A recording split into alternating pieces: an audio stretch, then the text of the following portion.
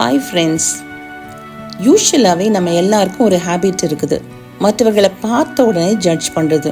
அவங்க நல்லவங்களா கெட்டவங்களா, அவங்க பரலோகத்துக்கு வருவாங்களா வரமாட்டாங்களா, அவங்க கடவுளோட பிள்ளையா இருக்காங்களா இல்லையா. எல்லாருக்குமே மற்றவங்கள பார்த்தோன்னே இப்படி ஒரு டவுட் வர்றது இயல்பான ஒரு காரியம். லூக்கா 15ஆம் அதிகாரத்தில் ஒரு சின்ன கதை சொல்லப்பட்டிருக்குது. அதில் 2 குமாரர்கள். ஒருவன் கெட்ட குமாரன். அப்பா கிட்ட இருந்து எல்லா ஆஸ்தியையும் வாங்கி கொண்டு தூர தேசத்துக்கு போய் அவனோட ஃப்ரெண்ட்ஸோட தேவையில்லாம எல்லா காசையும் செலவழிச்சு முடிச்சிடறான். இப்ப எப்படியாவது அப்பா கிட்ட திரும்பி வரணும், சாப்பாட்டுக்கே வழி இல்லை என்ற சூழ்நிலையில அப்பா கிட்ட திரும்பி வர்றான். அவன் யோசிச்சு பார்க்கறான், நான் அப்பா கிட்ட போய் என்னுடைய எல்லா பிரச்சனைகளையும் சொல்லி என் மன்னிப்பு கேட்டு அவரோடு கூட சேர போகிறேன் அப்படின்னு நினைச்சு அப்பாவை பார்க்கறதுக்கு வரான். எழுந்து புறப்பட்டு தன் தகப்பனிடத்தில் வந்தான். அவன் தூரத்தில் வரும்போதே அவனுடைய தகப்பன் அவனை கண்டு மனதுருகி ஓடி அவன் கழுத்தை கட்டி கொண்டு அவனை முத்தம் செய்தான். குமாரன் தகப்பனை நோக்கி, தகப்பனே, பரத்துக்கு விரோதமாகவும் உமக்கு முன்பாகவும் பாவம் செய்தேன். இனிமேலும் உம்முடைய குமாரன் என்று சொல்லப்படுவதற்கு நான் பாத்திரன் அல்ல என்று சொன்னான்.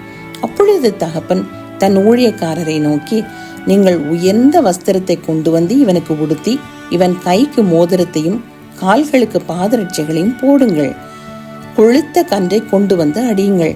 நாம் புசித்து சந்தோஷமாயிருப்போம். என் குமாரனாகிய இவன் மரித்தான், திரும்பவும் உயிர்த்தான், காணாமற் போனான், திரும்பவும் காணப்பட்டான் என்றான். அப்படியே அவர்கள் சந்தோஷப்பட தொடங்கினார்கள். ஆனா மூத்த குமாரன் திடீர்னு வெளியே இருந்து வர்றாரு. அவர் பார்த்தோன்னே பயங்கர ஷாக்கு.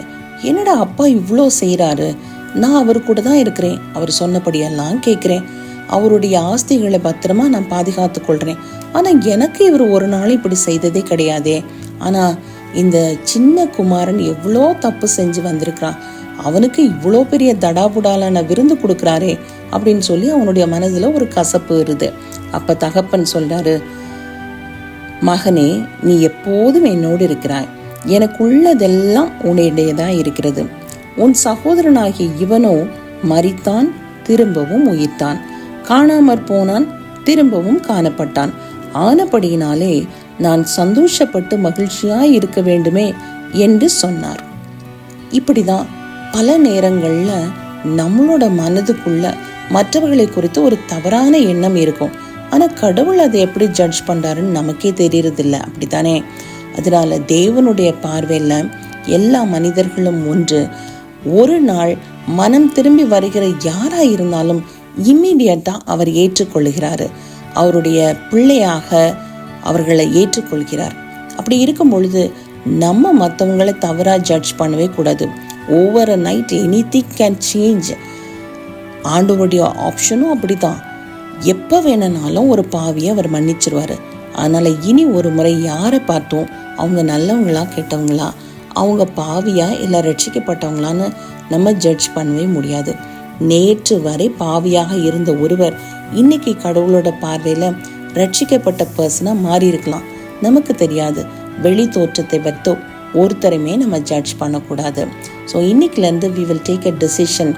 என்னுடைய வாழ்க்கையில இனி யாரையும் நான் ஜட்ஜ் பண்ண மாட்டேன்.